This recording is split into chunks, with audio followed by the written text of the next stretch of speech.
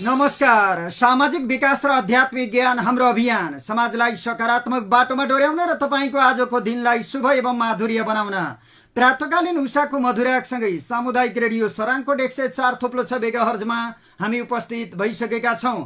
पोखराको नेउरोड स्थित स्टुडियोबाट प्रत्यक्ष र www.sarangkotkhabar.com मार्फत संसारभर सुन्न सकिने बिहान 5:30 बजेको सराङकोट शुभ बिहानी खबरमा प्राविधिक मित्र सागरसँगै समाचार कक्षबाट म कमल पौडेल अथकको हार्दिक स्वागत छ।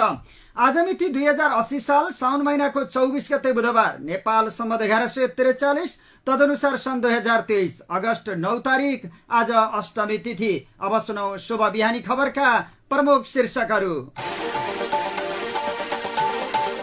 पोखरामा आँखा पाक्ने रोगको प्रकोप, आजदेखि 3 दिनसम्म महानगरभित्रका विद्यालयमा बिदा। पोखराको फोहोर फेरि अस्थायी ल्यान्डफिलमै विसर्जन, स्थानीयको असन्तुष्टि कायमै। काठमाडौँमा बाढीको वितण्डा, 100औं घर डुबे, दर्जनौं गाडीमा क्षति। पहिरोका कारण ठाउँ ठाउँमा सडक अवरुद्ध, मुगलिन नारायणघाट सडक एकतर्फी खुल्यो।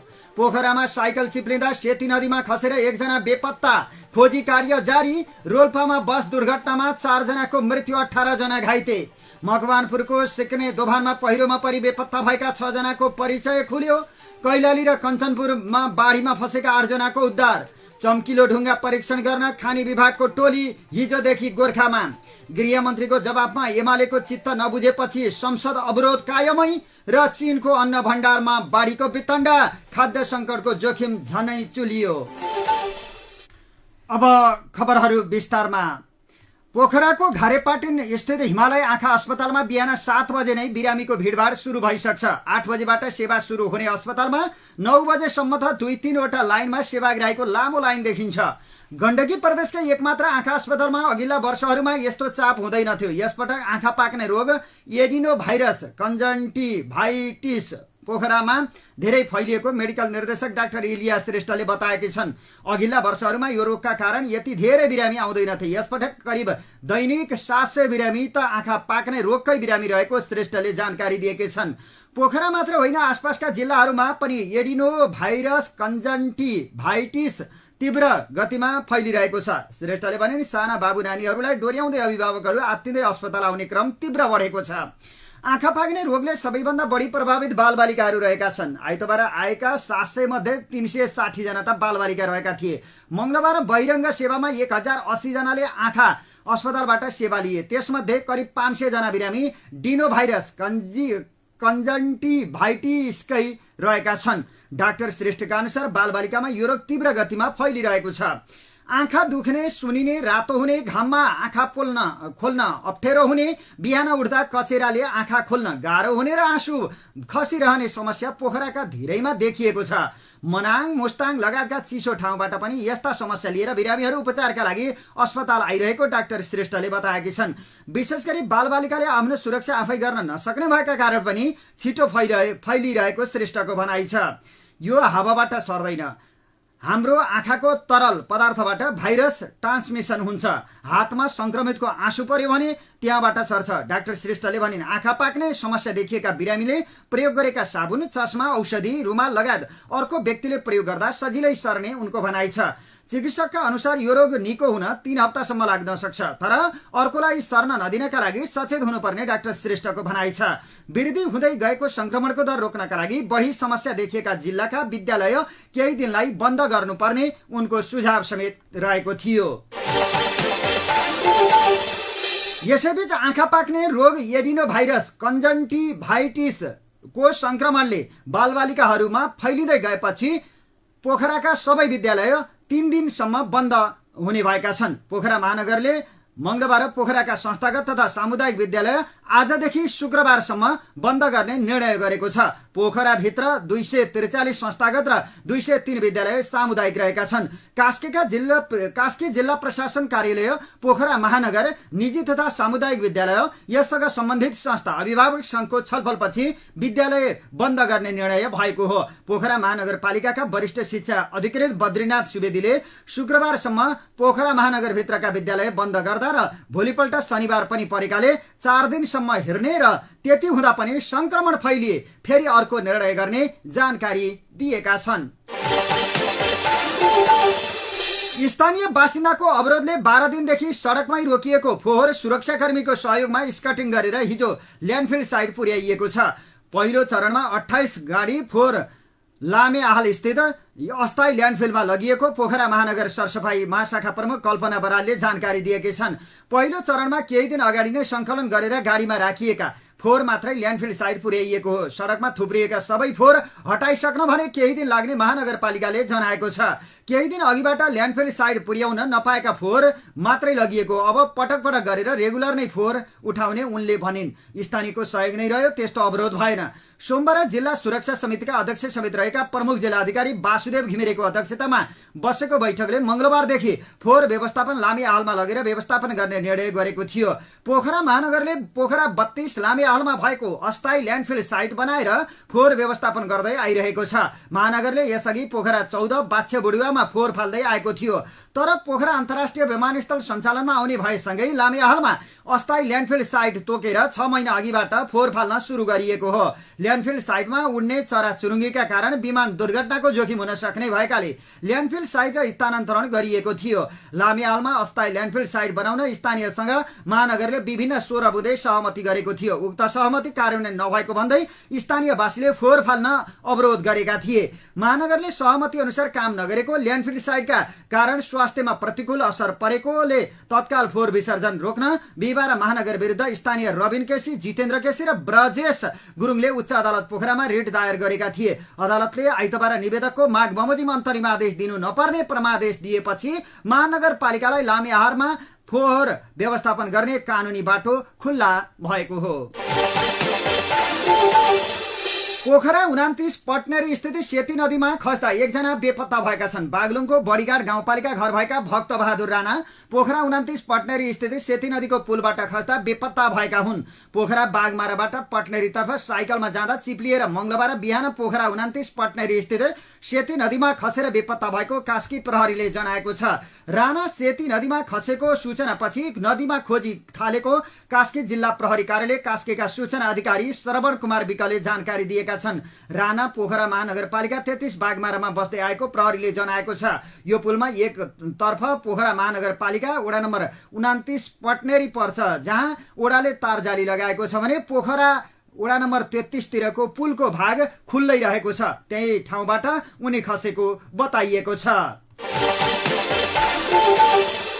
पोखरा महानगरपालिका वडा नम्बर 9 महेन्द्रपुल स्थित निर्माणाधीन साँघुमुख पार्क संरक्षणका लागि बनाएको शेरवाल भत्किएको छ। रड र सिमेन्ट प्रयोग गरेर बनाइएको कंक्रिट पर्खाल शेरवाल भत्किएको हो। पोखरा महानगरपालिका र पोखरा महानगरपालिका वडा नम्बर 9 को आर्थिक सहयोगमा बनेको शेरवाल भत्किएको हो। करिब 37 लाखको लागतमा 60 मिटर लम्बाइ र 20 मिटर उचाइको शेरवालको 2/3 भाग भत्किएर सेती नदीको डिलमा पुगेको छ। आइतबार साँझ वर्षा भइरहेका बेला 8:30 बजे ठूलो आवाजसहित शेरवाल भत्किएको स्थानीयले बताएका छन्। सेती नदीको डिलमा पार्क निर्माण गर्न लागिएको र त्यसभन्दा माथिल्लो भाग भिरालो भएकाले शेरवाल बनाएर सुरक्षित गर्न शेरवाल निर्माणको योजना अगाडि बढाइएको थियो। एक हप्ता अघि मात्र निर्माण सम्पन्न भएको शेरवालको माथिल्लो भागमा माटो भरेर त्यसै छाडिएको थियो। निरन्तर पानी परेपछि सो माटोको भार थेग्न नसकेर शेरवाल भत्किएको हुन सक्ने अनुमान गरिएको छ। सो शेरवाल महेन्द्रपुल साँघुमुख उपभोक्ता समिति मार्फत बनाइएको थियो। म्याग्दी जिल्लाका प्रमुख सडक अवरुद्ध भएका छन्। गैरातीदेखिको अविरल वर्षाका कारण सदरमुकाम बेनीदेखि छिमेकी जिल्ला मुस्ताङ र म्याग्दीका ग्रामीण क्षेत्र जोड्ने सडकमा यातायात प्रभावित भएको छ। जिल्ला ट्राफिक प्रहरी कार्यालय म्याग्दीका प्रमुख राजेन्द्र पौडेलले रघुगंगा गाउँपालिका 2, बैसरी र अन्नपूर्ण गाउँपालिका 2 नौनी बगरको पहिरोले बेनी जोमसोम सडक अवरुद्ध बनेको बताएका छन्। बेनी जोमसोम र बेनी दरबाङ म्याग्दीका प्रमुख सडकहरू हुन्। बैसरीमा आइतबारदेखि बन्द भएको म्याग्दीको रघुगंगा अन्नपूर्ण गाउँपालिका हुँदै मुस्ताङ जिल्ला जोड्ने बेनी जोमसोम सडक मंगलबार साँझसम्म पनि खुलेन। बेनी जोमसोम कोरला सडक आयोजनाका सुपरभाइजर इन्द्रसिंह शेरचनले निरन्तरको झरीसँगै पहिरो खस्न नरोकिएकाले सवारी आवत जावत खुलाउन नसकिएको बताएका छन्। बेनी जोमसोम सडक अवरुद्ध हुँदा स्थानीयवासीका साथै मुस्ताङ जाने आउने तीर्थयात्री पर्यटक र स्थानीयवासी मर्कामा परेका छन्। ढुवानी र निकासी ठप्प भएको छ। जिल्ला प्रशासन कार्यालय म्याग्दीले पहिरोको जोखिमयुक्त क्षेत्र मानिएको बेनी जोमसोम सडकको राहुघाट तातोपानी खण्डमा रातको समयमा यात्रा नगर्न अनुरोध गर्दै सार्वजनिक सूचना जारी गरेको छ। बेनी नगरपालिका र मालुङ्गा गाउँपालिकाको सिमानामा पर्ने फापरखेतको पहिरोका कारण धौलागिरी मालिका र मङ्गला गाउँपालिकालाई सदरमुकाम बेनीसँग जोड्ने बेनी दरबाङ सडक पनि मङ्गलबार बिहानदेखि बन्द भएको छ। यस्तै सोमबार राति खसेको पहिरो बिहान पञ्चाएर सवारी आवतजावत खुलाएपछि दिउँसो पुनः पहिरो खसेर अवरुद्ध बनेको बेनी नगरपालिका 4 का वडा सदस्य प्रेम शिरिषले बताएका छन्। काम विशेषले गन्तव्यमा पुग्नुपर्ने यात्रु पैदल यात्रा गर्न बाध्य भएका छन्। पानी पर्न रोकिने बित्तिकै फापरखेतको पहिरो पन्छाउन पूर्वाधार विकास कार्यालय म्याग्दीले डोजर तयारी अवस्थामा राखेको बताइएको छ। रोल्पामा बस दुर्घटना हुँदा 4 जनाको मृत्यु भएको छ भने 18 जना घाइते भएका छन्। रोल्पाको परिवर्तन गाउँपालिका बागमाराबाट दाङको घोराईका लागि छुटेको नाख 2612 नम्बरको बस दुर्घटना हुँदा 4 जनाको मृत्यु भएको जिल्ला प्रहरी कार्यालय रोल्पाका सूचना अधिकारी प्रकाश भुषालले जानकारी दिएका छन्। मृत्यु हुनेमा रोल्पाको माडी गाउँपालिका 2 बस्ने 21 वर्षीय प्रकाश बाँठा, माडी गाउँपालिका 4 का 50 वर्षीय गोर्खे डाङ्गी र उनकी 50 वर्षीय श्रीमती हस्त डाङ्गी तथा परिवर्तन गाउँपालिका 3 का 46 वर्षीय भक्तबहादुर विक रहेका छन्। यस्तै बस दुर्घटनामा घाइते भएकाहरूको उपचारका लागि दाङ पठाइएको सूचना अधिकारी भुषालले बताएका छन्। बस त्रिवेणी गाउँपालिका 7 तिला रिची गाउँ भन्ने ठाउँमा दुर्घटना भएको थियो। सडकदेखि करिब 150 मिटर तल खसेको उक्त बसमा 19 जना यात्रु सवार रहेको प्रहरीको भनाइ छ। यानी खबरमा अब बाँकी खबरहरू। पोखराबाट काठमाडौँ जाँदै गरेको माइक्रो बस हायस धादिङको गजुरी गाउँपालिका 6 बाङ्गे मोडमा दुर्घटनामा परेको छ। दुर्घटनामा चालक सहित 12 जना घाइते भएका छन्। तीव्र गतिमा रहेको बा 2 ख 4567 नम्बरको माइक्रो बस अनियन्त्रित भई सडक छेउमा पल्टिएको प्रत्यक्षदर्शीले बताएका छन्। घाइते हुनेमा 3 महिला र 9 पुरुष रहेका छन्। 6 जना गम्भीर घाइते छन्। गम्भीर घाइते मध्ये 3 जनालाई काठमाडौँ पठाइएको र गम्भीर घाइते थप 3 जनालाई गजुरी सामुदायिक अस्पतालमा सामान्य उपचारपछि काठमाडौँ लाने तयारी भइरहेको प्रहरी कार्यालय गजुरीका प्रमुख एवं प्रहरी नायब उपरीक्षक मदन कुमारले जानकारी दिएका छन्। उनका अनुसार सामान्य घाइतेको गजुरीका स्वास्थ्य संस्थामा उपचार भइरहेको छ। माइक्रो बसमा 2 जना बच्चा सहित 16 जना सवार रहेका थिए। बच्चाको अवस्था भने सामान्य रहेको छ।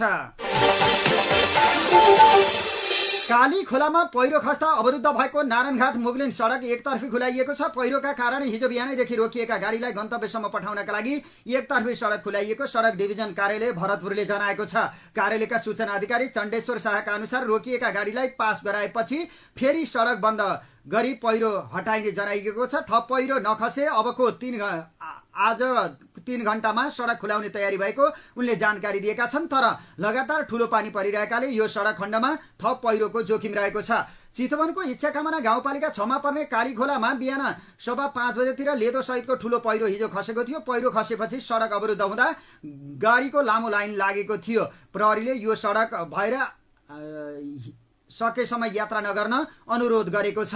नारायणघाट मुगलिन सडक खण्डमा पानी पर्नासाथ पहिरो जाने गरेको छ। यात्रु जोखिम बोलेर यात्रा गर्न बाध्य छन्। यसैबीच लगातारको वर्षाका कारण देशका अन्य विभिन्न ठाउँमा पनि पहिरो जाँदा सडक अवरुद्ध भएका छन्। पहिरोका कारण हेटौडा काठमाडौँ जोड्ने कान्ति लोकपथ र हेटौडा कुलेखानी काठमाडौँ सडक अवरुद्ध भएको छ। कान्ति लोकपथ अन्तर्गत मकवानपुरको बकैया गाउँपालिका वडा नम्बर 11 लामराङमा गैराती पहिरो गएकाले सडक अवरुद्ध भएको प्रहरीले जनाएको छ। यस्तै हेटौडा कुलेखानी काठमाडौँ सडक खण्ड अन्तर्गत मकवानपुरको भीमफेदी गाउँपालिका वडा नम्बर 2 ज्यालटारमा पहिरो जाँदा हेटौडा भैँसे भीमफेदी कुलेखानी काठमाडौँ सडक खण्ड अवरुद्ध भएको छ। प्रहरीका अनुसार दुवै सडक खुलाउन सडक विभागसँग समन्वय भइरहेको छ। तर लगातार पानी परिरहेकाले तत्काल सडक खुल्ने अवस्था नरहेको प्रहरीले जनाएको छ।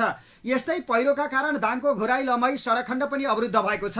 घोराई लमही सडक खण्ड अन्तर्गत लमही नगरपालिका 6 कुल मोहरमा पहिरो खस्दा सडक अवरुद्ध भएको हो।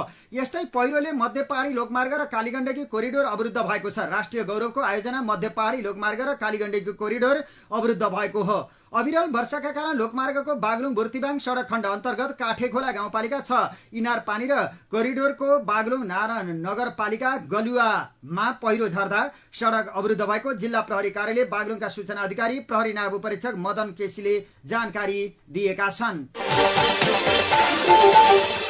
मकवानपुरको बागमती गाउँपालिका सिक्रेनीमा पहिरोमा पुरिएर बेपत्ता भएका 6 मध्ये 1 जना जीवित भेटिएका छन्। जीवित भेटिनेमा सिन्धुली हरिहरपुर गाउँपालिका 1 ककरेका 19 वर्षका पासाङ घिसिङ रहेको हरिहरपुर गढी गाउँपालिकाका अध्यक्ष वज्रध्वज वाइवाले जानकारी दिएका छन्। वाइवाका अनुसार पहिरोले घर बगाउँदा बेपत्ता घिसिङलाई 14 घण्टापछि घाइते अवस्थामा फेला पारेको हो। घिसिङलाई पहिरोले बगाएको घरभन्दा निकै तल खोलामा फेला परेको हो। खोलामा एक ठाउँ उकास भएको जमिन रहेछ। उनी त्यही उकास भएको जमिनमा फेला परेका हुन् वाइवाले भने।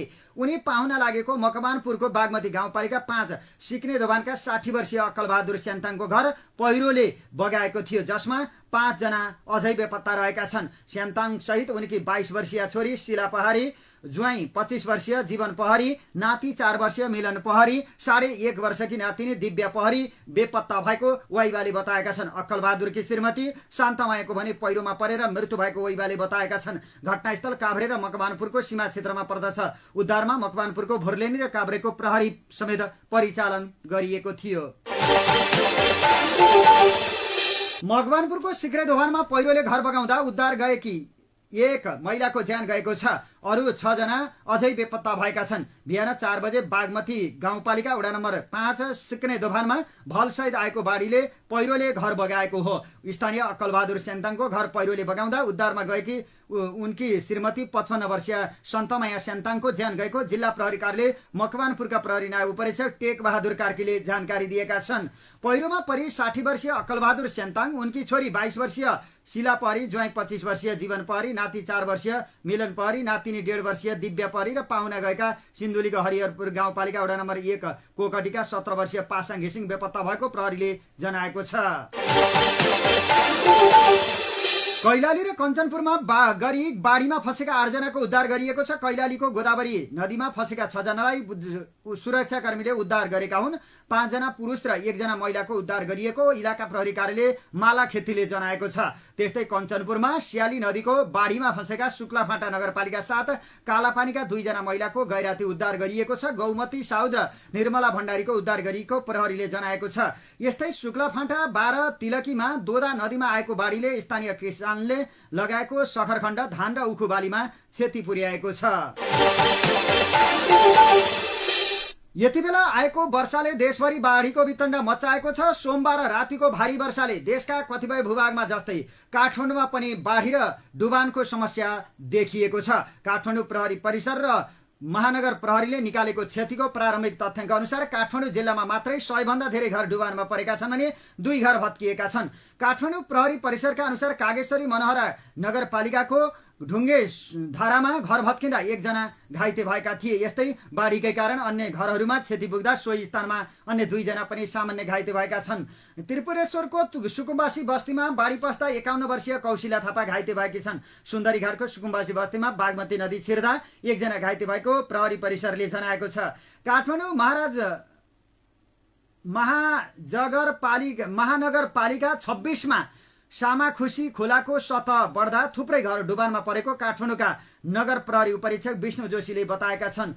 रेडन कलेज र लोटस मन्टेश्वरी वरिपरिका 15-20 घर डुबानमा परेका छन्। त्यहाँ भुइँतला पुरै पानीले भरिएको छ। उनले भने यसैगरी जिल्ला प्रहरी परिसर काठमाडौँका प्रवक्ता कुमार ढुङ्गेलका अनुसार ससाना क्षतिको विवरण आउने क्रम जारी रहेको छ।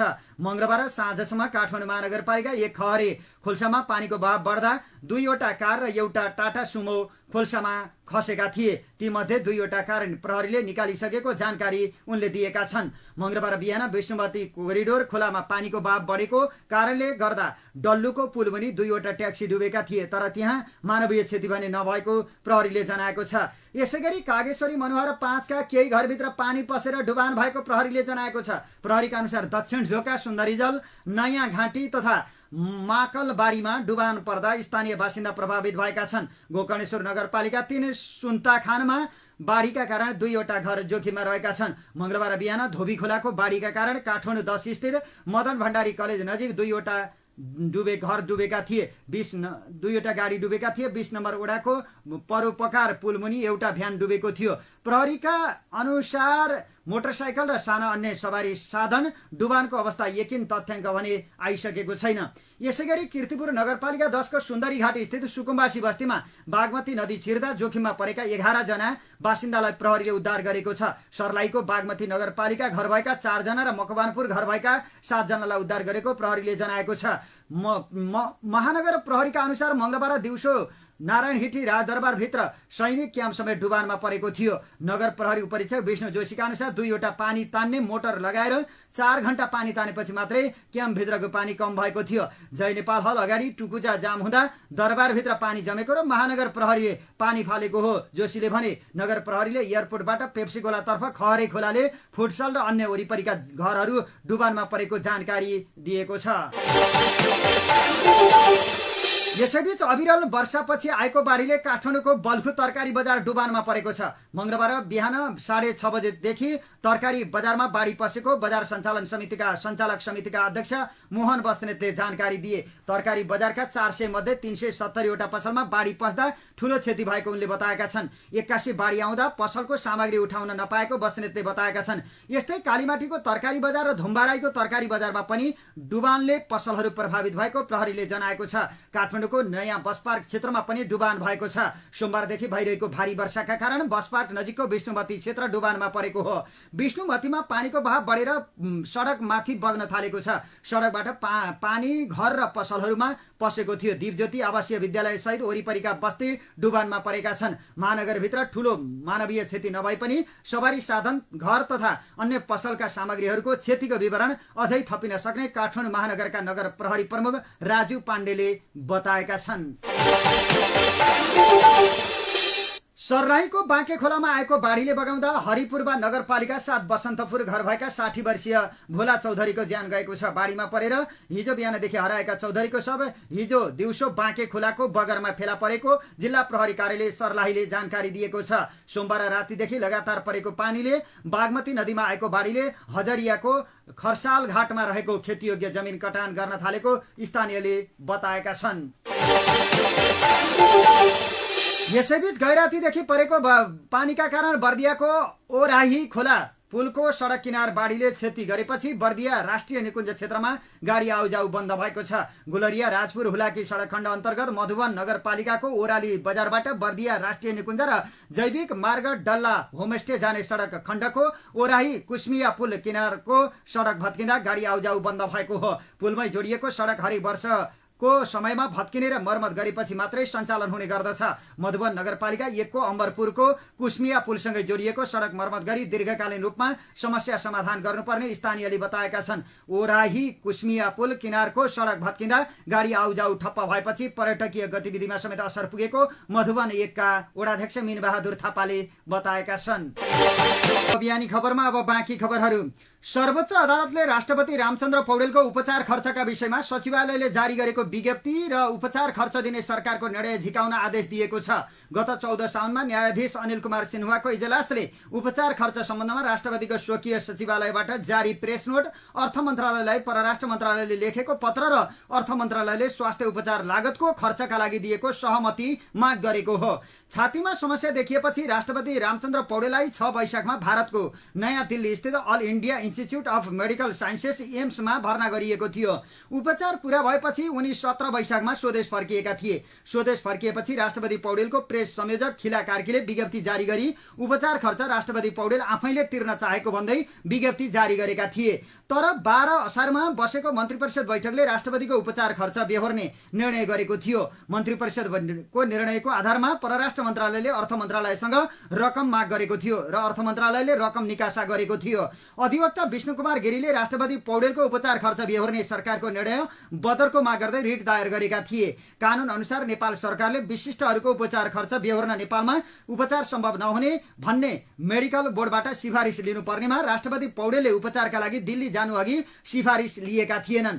जनस्वास्थ्य सेवा ऐन 2075 मा नेपालमा सम्भव भएका उपचारका लागि विदेश जाँदा उपचार खर्च नबेहोर्ने व्यवस्था गरिएको छ।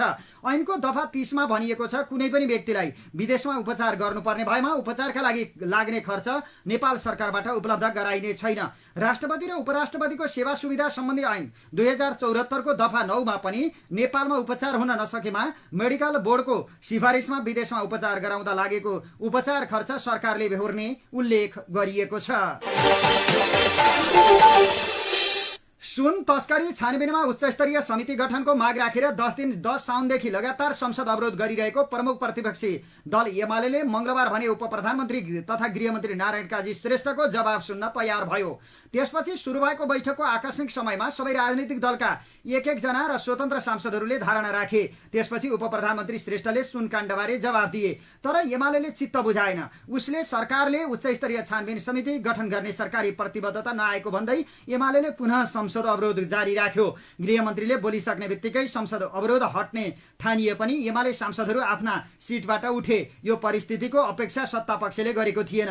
संसद बैठक बस्नु अघि कर्मश सभामुख देवराज घिमिरे र प्रधानमन्त्री प्रचण्डको अग्रसरतामा सोमबार र मंगलबार दुईवटा बैठक बसेका थिए अनि त्यसकै सेरोफेरोमा अनौपचारिक कुराकानीहरू पनि चलेका थिए।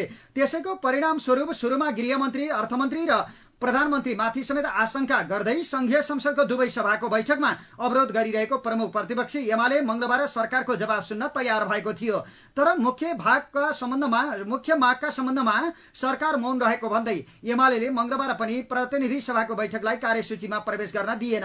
गृहमन्त्रीको जवाब चित्त नबुझेका कारण अवरोध जारी राख्नु परेको एमालेका सचेतक महेश बर्तौलाको जवाब छ।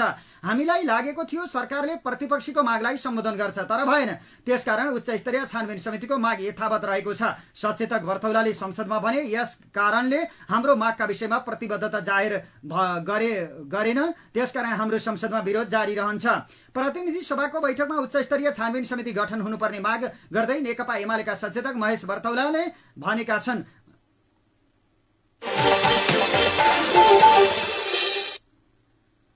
यसैबीच एमाले त्रिभुवन विमानस्थल भन्सार कार्यालयबाट बाहिरिएको झण्डै 100 किलो सुनका विषयमा अनुसन्धान गर्न उच्चस्तरीय छानबिन समिति गठनको माग गर्दै आएको छ। यही माग राखेर एमाले साउन 10 गते संघीय संसदको दुवै सदन, राष्ट्रिय सभा र प्रतिनिधि सभाको बैठकलाई कार्यसूचीमा प्रवेश गर्न दिएको छैन। मंगलबार एमाले जवाब सुन्न तयार भएपछि संसदमा गृहमन्त्री श्रेष्ठले सम्बोधन गरे। 40 मिनट लामो सम्बोधनका क्रममा गृहमन्त्री श्रेष्ठले मुख्यतः राज्यका निकायले जारी राखेको अनुसन्धानमाथि विश्वास गर्न आग्रह गरेका थिए। केन्द्रीय अनुसन्धान ब्युरो सीआईबीले 35 दिनभित्र अनुसन्धान सक्ने उल्लेख गर्दै उनले त्यतिन्जेलसम्म भए पनि पूर्ण आग्रह गरेका छन्। करिब 100 किलो सुन तस्करीबारे अनुसन्धानमा खटिएका केन्द्रीय अनुसन्धान ब्युरोका अधिकृतहरूले प्रहरी प्रमुखलाई ब्रिफिङ गरेका छन्। मंगलबार सीआईबीका एसपी जयसिंह थापा नेतृत्वको टोलीले प्रहरी महानिरीक्षक बसन्त कुँवरलाई ब्रिफिङ गरेका हुन्। आइतबार राजस्व अनुसन्धान विभागले हालसम्मको अनुसन्धान प्रगति विवरण सहितको फाइल सीआईबीलाई हस्तान्तरण गरेको थियो। सोमबार ब्युरोकी आइजी किरण बज्राचार्यले एसपी थापाको नेतृत्वमा अनुसन्धान टिम गठन गरेकी थिइन्। त्रिभुवन विमानस्थल भन्सार गेट बाहिरबाट राजस्व अनुसन्धान विभागले साउन 3 मा सुन बरामद गरेको थियो। सुनको यकिन परिमाण अझै आएको छैन। सुन प्रकरणमा संलग्नहरू विरुद्ध केन्द्रीय अनुसन्धान ब्युरोले संगठित अपराध मुद्दा दर्ता गरेर अनुसन्धान अगाडि बढाएको छ। सुन तस्करी संगठित प्रकृतिको देखिएको निष्कर्षसहित राजस्व अनुसन्धान विभागले आइतबार पक्राउ गरिएकाहरूलाई ब्युरोको जिम्मा लगाएको थियो।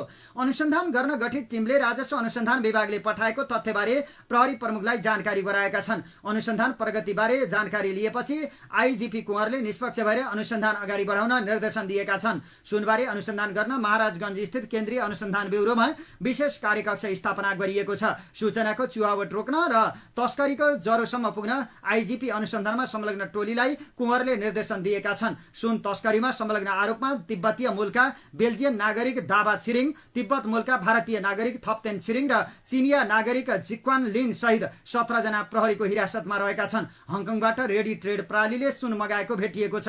अनुसन्धानमा संलग्न अधिकृतहरूका अनुसार अहिलेसम्मको अनुसन्धानबाट तस्करीमा दावा छिरिङ, थप्तेन र जिक्कानको मुख्य भूमिका देखिएको छ।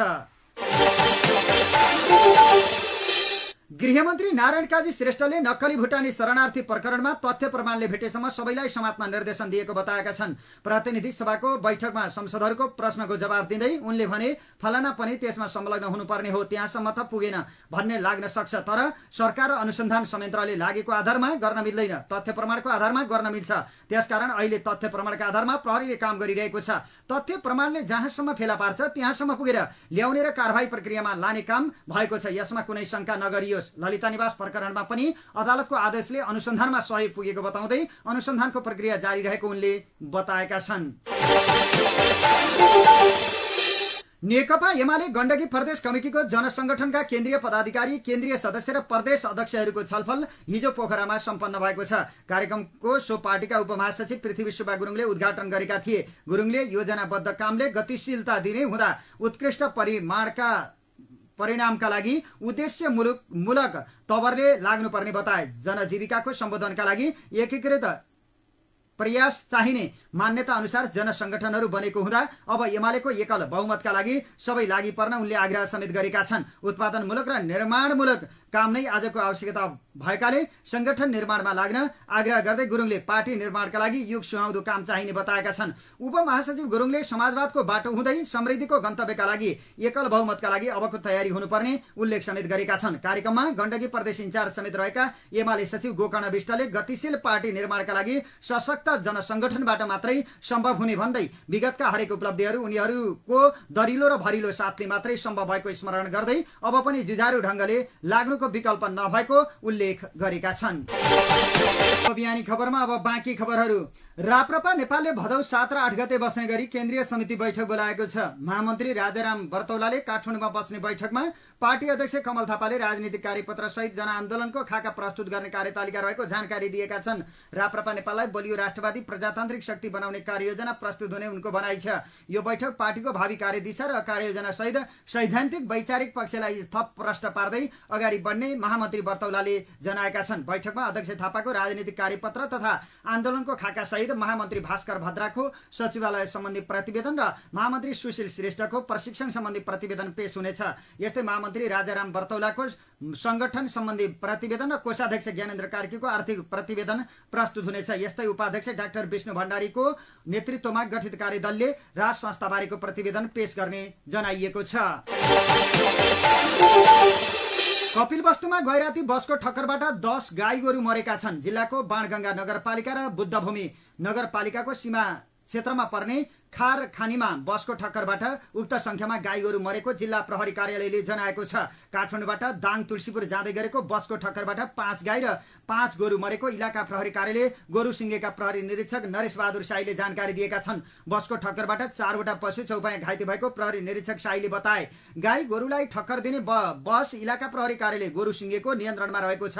गैराती अधिक पानी परेको र तीव्र गतिका कारण गाई गोरु ठोकिएको प्रहरीले जनाएको छ। घाइते पशुको जिल्ला पशु सेवा कार्यालयका पशु चिकित्सकले उपचार गरी जंगलतिर लगेको र अन्यको पोस्टमार्टम गरी गाडिएको गोरु सिंगेका प्रहरी निरीक्षक नरेश बहादुर शाहीले जानकारी दिएका छन्। जिल्ला प्रहरी कार्यालय गोर्खाले बरामद गरेको चम्किलो ढुङ्गा परीक्षणका लागि खानी तथा भूगर्भ विभागको विज्ञ टोली गोर्खा आइपुगेको छ। जियोलोजिस्ट डाक्टर सुस्मिता भण्डारी र दुर्गा बलाखे परीक्षणका लागि हिजो जिल्ला आइपुगेका हुन्। मंगलबारबाट परीक्षणको काम सुरु भएको सहायक प्रमुख जिल्ला अधिकारी पुष्कर राणाले बताएका छन्। ढुङ्गा बरामद गरी लगत्तै परीक्षणका लागि विज्ञ टोली पठाइदिन भनेर हामीले भूगर्भ विभागलाई आग्रह गर्दै पत्राचार गरेका थियौं। उनले भने तर विभागमा ल्याएर परीक्षण गर्न भनेपछि समस्या भएको थियो। विभाग लैजान समस्या हुने भन्दै प्रशासनले पुनः पत्राचार गर्दै विज्ञ टोली पठाएर जिल्लामै परीक्षण गरिदिन आग्रह गरेपछि विभागले आवश्यक उपकरण सहित विज्ञ टोली गोर्खा पठाएको हो। गोर्खा नगरपालिका 7 सती पिपले स्थित एक व्यक्तिको घरबाट प्रहरीले उक्त ढुङ्गा बरामद गरेको थियो। 54 किलो ओजनको उक्त ढुङ्गा विशेष सुरक्षाका साथ जिल्ला प्रहरी कार्यालयमा राखिएको छ। उक्त ढुङ्गा बहुमूल्य रहेको भनिए पनि परीक्षण नगरी यकिन नहुने जिल्ला प्रहरी प्रमुख एसपी अनुपम श्रेष्ठले बताएका छन्। हामीले केही भूगर्भविदलाई भिडियो कल गरेर देखाउँदा यो कार्च क्रिस्टल ढुङ्गा हो, तर कुन गुणस्तरको भन्ने कुरा परीक्षण गरेपछि मात्र थाहा हुने भन्नुभएको थियो। उनले भने यसअघि परीक्षणका लागि उक्त ढुङ्गा बाहिर लैजाने चर्चा चलेको थियो, तर स्थानीयको अवरोधपछि विज्ञ टोलीलाई जिल्लामै बोलाएर परीक्षण गर्न लागि हो। सल्यानमा आफ्नै छोराको लाठी प्रहारबाट आमाको ज्यान गएको छ। शारदा नगरपालिका 13 माथिल्लो सल्यान चौरकी 48 वर्षीय शारदा भण्डारीको लाठी प्रहारबाट ज्यान गएको जिल्ला प्रहरी कार्यालय सल्यानले जनाएको छ। बिहान 4 बजे 23 वर्षका छोरा नवीन भण्डारीले कोठामा सुतिरहेकी आमालाई लाठीले टाउकोमा प्रहार गरेर आमाको ज्यान गएको प्रहरीले जनाएको छ। छोरा नवीनलाई पक्राउ गरिएको र थप अनुसन्धान भइरहेको जिल्ला प्रहरी कार्यालय सल्यानले जानकारी दिएको छ। सराङकोट खबरको अन्त्यमा अब विदेशका खबर। रुस युक्रेन युद्ध र भारतको पछिल्लो कदमले विश्वभर खाद्य संकटको जोखिम बढेको समयमा चीनको अन्न भण्डार भनिने उत्तरी क्षेत्रमा बाढीले वितण्ड मचाएको छ। चीनका उत्तरी क्षेत्रका धेरै प्रदेशमा एकसाथ आएको बाढीका कारण ठूलो मात्रामा कृषिजन्य क्षति बेहोर्नु परेको हो। चीनको अन्न भण्डार भनिने हेइलोङजियान प्रदेशमा आएको बाढीले जनजीवन प्रभावित पार्नुका साथै ठूलो मात्रामा कृषि उत्पादनमा क्षति पुर्याएको छ। यो प्रदेशका 12 वटा नदीले खतराको सूचक पार गरेका छन्। यी नदीलाई नियन्त्रण गर्न प्रदेशमा 26 जलाशय सञ्चालनमा रहे पनि नियन्त्रण गर्न मुस्किल भइरहेको छ। उत्तरी क्षेत्रको सङ्घुवा बुङ्गाहा लगायतका नदीमा बाढी आउँदा धान उत्पादनमा प्रसिद्ध क्षेत्रमा ठूलो क्षति पुगेको छ। हेयोलिङ जियानमा चीनकै सबैभन्दा धेरै धान उत्पादन हुन्छ। सन् 2022 मा यो प्रदेशमा मात्रै चीनमा उत्पादन हुने कुल धानको 11.3% उत्पादन भएको सरकारी तथ्याङ्क छ। बाढीबाट प्रभावित क्षेत्रमा कृषि उत्पादन समेत क्षति पुगेको छ। Rural development institute of Chinese academy of social साइन्सका अनुसन्धानकर्ता ली गुओजियाङले भनेका छन्। तर बाढीबाट पुगेको क्षतिको पूर्ण आकलनपछि मात्रै धान उत्पादन पूर्ण रूपमा प्रभावित बनेको वा न्यून क्षति भएको बारे जानकारी मिल्ने उनको भनाइ रहेको छ। सराङकोट खबरको अन्त्यमा अब मौसम। देशमा मौसम बदली यथावत रहेकै छ। आज र भोलि पनि पानी पर्ने भएको र नदी तथा खोलाहरूमा जल सतह बढ्ने हुँदा सतर्कता अपनाउन बाढी पूर्वानुमान महाशाखाले अनुरोध गरेको छ। सराङकोट शुभ बिहानी खबरको अन्त्यमा प्रमुख खबरका शीर्षकहरू फेरि एकपटक। पोखरामा आँखा पाक्ने रोगको प्रकोप, आजदेखि 3 दिनसम्म महानगरभित्रका सम्पूर्ण विद्यालयमा बिदा। पोखराको फोहोर फेरि अस्थायी ल्यान्डफिलमै विसर्जन, स्थानीयको असन्तुष्टि कायमै। काठमाडौँमा बाढीको वितण्डा, 100औं घर डुबे, दर्जनौं गाडीमा क्षति। पहिरोका कारण ठाउँ ठाउँमा सडक अवरुद्ध, मुगले नारायणघाट सडक एकतर्फी खुल्यो। पोखरामा साइकल चिप्लिँदा सेती नदीमा खसेर 1 जना बेपत्ता, खोजी कार्य जारी। रोल्पामा बस दुर्घटना, 4 जनाको मृत्यु, 18 जना घाइते। मकवानपुरको सिक्रे दोभानमा पहिरोमा परि बेपत्ता भएका 6 जनाको परिचय खुल्यो। पहिरोले म्याग्दीका मुख्य सडकहरू अवरुद्ध। कैलाली र कञ्चनपुरमा बाढीमा फँसेका 8 जनाको उद्धार। चम्किलो ढुङ्गा परीक्षण गर्न खानी विभागको टोली गोर्खामा। गृहमन्त्रीको जवाफमा एमालेको चित्त नबुझेपछि संसद अवरोध कायमै। सुन तस्करी प्रकरणमा आइजिपीलाई अनुसन्धान टोलीको ब्रिफिङ। नक्कली भुटानी शरणार्थी प्रकरणमा तथ्य र प्रमाणले भेटेसम्म सबैलाई समात्न गृहमन्त्री श्रेष्ठको निर्देशन। सर्वोच्चद्वारा राष्ट्रपतिको उपचार खर्च बेहोर्ने सरकारी निर्णय झिकाउने आदेश। र चीनको अन्न भण्डारमा बाढीको वितण्डा, खाद्य सङ्कटको जोखिम झनै चुलियो। हवस् त अहिलेलाई सराङकोट शुभ बिहानी खबरहरूको क्रम यही सकिएको छ। अबको केही बेरमा नेपाली बहस लिएर उपस्थित हुने नै छौँ। तबसम्मको लागि प्राविधिक मित्र सागरसँगै समाचार कक्षबाट म कमल पौडेल अथक बिदा चाहन्छु। नमस्कार, शुभ दिन।